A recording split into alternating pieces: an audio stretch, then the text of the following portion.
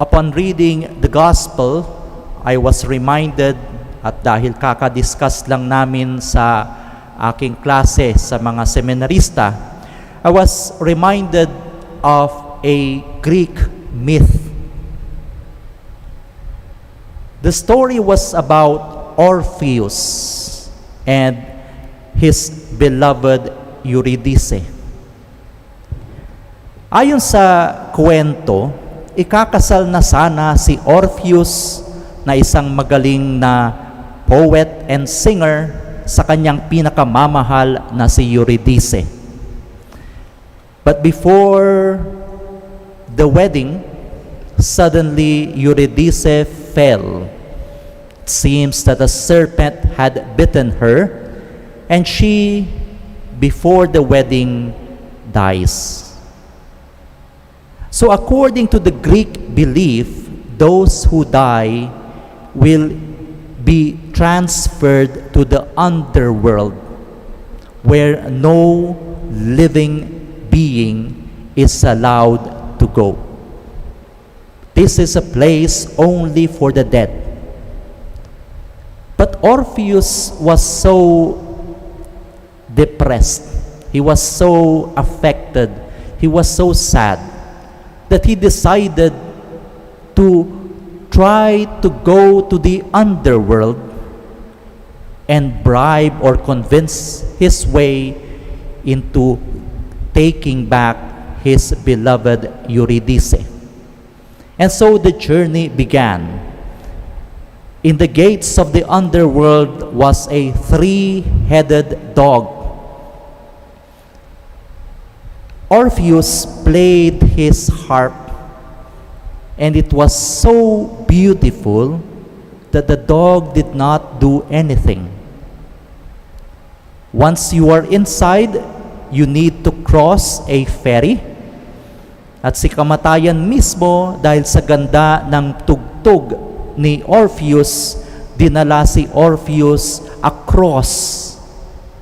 And there across, Orpheus met the king of the underworld, Hades. And Orpheus, before speaking, once again began to play his music. And the music was so beautiful that everything in the underworld stopped to listen.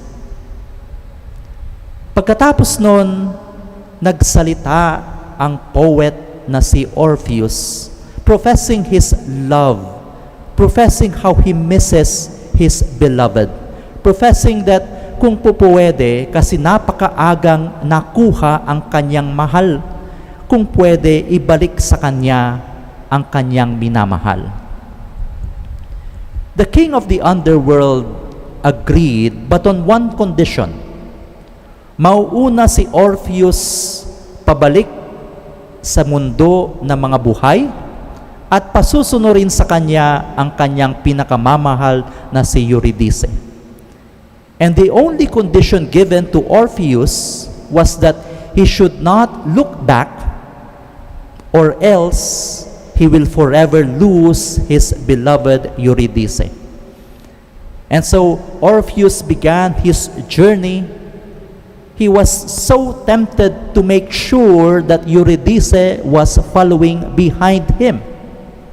Pero nalabanan niya ang temptation until he was already at the gates papalabas sa underworld. At hindi niya matiis, tumingin siya pabalik, nandun ang kanyang pinakamamahal, pero dahil tumingin siya pabalik, then Eurydice was taken back, never to return to the land of the living. This, we can argue, is Greek mythology. Ang kamalayan ng mga Grego ang pinakasikat nung panahon ni Jesus. Although they were conquered by the Roman Empire, the intelligence of the Greeks prevailed even during that time.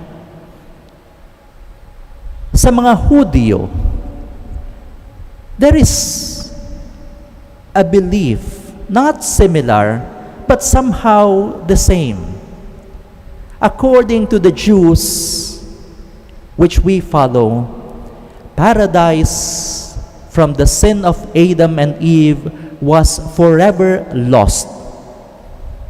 Adam and Eve and all of humanity were sent away from paradise, and we could no longer go back to that beautiful place.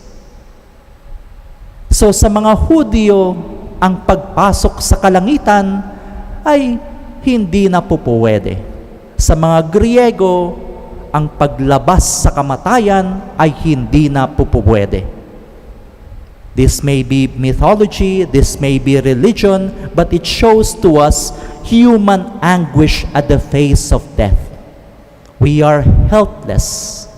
We are powerless. We simply submit to this power that we cannot stop. Until in our faith we believe that God so loved the world that He gave us His only Son. And Jesus likewise was confronted with death. Una, tinanong ni Poncio Pilato, sino ang gusto niyong pakawalan? Si Jesus na walang sala o yung mamamatay tao na si Barabas? The people chose death. And when Jesus was crucified in the cross, He was put side by side with murderers or sinners. So sa tabi ng kasalanan, sa tabi ng kamatayan, nilagay ang ating Panginoon, at hindi natapos dyan, siya mismo ay namatay. Death tried to take everything, even the Son of God. But by the love of God, by the power of God, by the glory of God, Jesus, after 3 days, conquered death. He rose again to life. And unlike Orpheus, who went out of the place of the dead without being able to bring his beloved Euripides out, Jesus, when He rose from the dead, and now I am combining Greek and Jewish mythology or Jewish stories, Jesus, in rising from the dead, opens the gates of heaven for us. So sa ating pananampalataya, ang kwento ng tao hindi nagagapi, hindi natatapos, hindi natatalo sa kamatayan lamang. Our proclamation is Easter. Our proclamation is resurrection. Our resilience is the victory of Christ that has won for us new dignity, that has brought to us that identity of being sons and daughters of the Father. This is our proclamation, and this, despite the pandemic that is going on, continues to be our proclamation. Paano, Father? Look around us. I will go to the example, beautiful example, itong mga umuusbong na community pantry. Yung kanilang simpleng prinsipyo, maglagay ayon sa iyong kakayahan, kumuha ayon sa iyong pangangailangan. In the middle of death, in the middle of a raging virus, in the middle of fear, in the middle of darkness, uncertainty, lumilitaw pa rin ang kabutihan ng mga tao at pagmamahal ng tao sa isa't isa.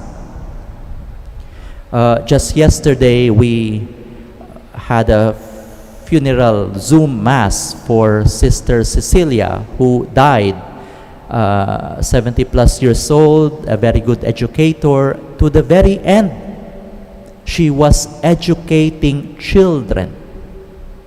Yes, merong problema ang mundo. Yes, nagsara ang mga eskwelahan. Yes, online ang mga ginagawa natin ngayon. But does that mean we have to stop educating and giving hope to our children by the life of this sister? No. We continue to be there for them. We continue to inspire them. We continue to tell them of a better future. Sa mga frontliners natin, sa mga nagsasakripisyo ng kanilang sarili para alagaan, para pagsilbihan, para buhayin ang mga nagkakasakit, they do this at the risk of their own lives, and sad to say, even at the risk of their own families. But in the face of death, our proclamation is resilience. Our proclamation is life. Our example is love for one another.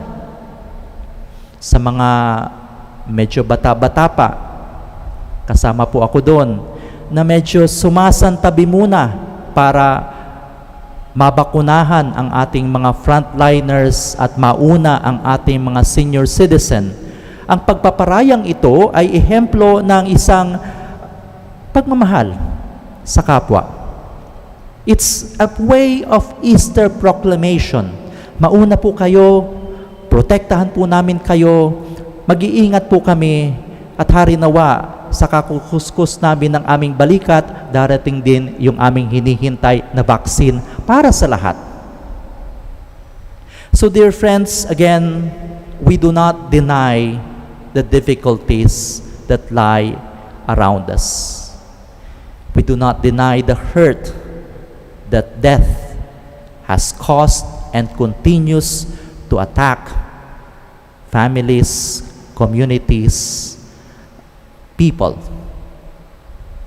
We do not deny that we have not solved many of the problems, or we have not yet the solutions that we need to combat this pandemic. But as people of faith, as people who follow Jesus, as people who are trained to proclaim the Easter message, let us continue to proclaim hope. Let us continue to fight for life and new life. Let us inspire one another. At katulad ng mga tumutulong sa mga community pantries, let us try to do what we can to be of help to one another, to protect one another, to try to save one another, to weather through this storm. Again, ang proclamation natin, Easter, pagkabuhay, pag-asa, at liwanag. Nakakatakot ang kamatayan, nakakapanlumo ang sakit, but let that not defeat our community spirit. We have to proclaim light. We have to proclaim hope. We have to be there for each other. Hindi natin magagawa lahat, pero sa ating munting pamamaraan, meron tayong magagawa para sa isa't isa. This is an Easter proclamation. This is an Easter mandate from our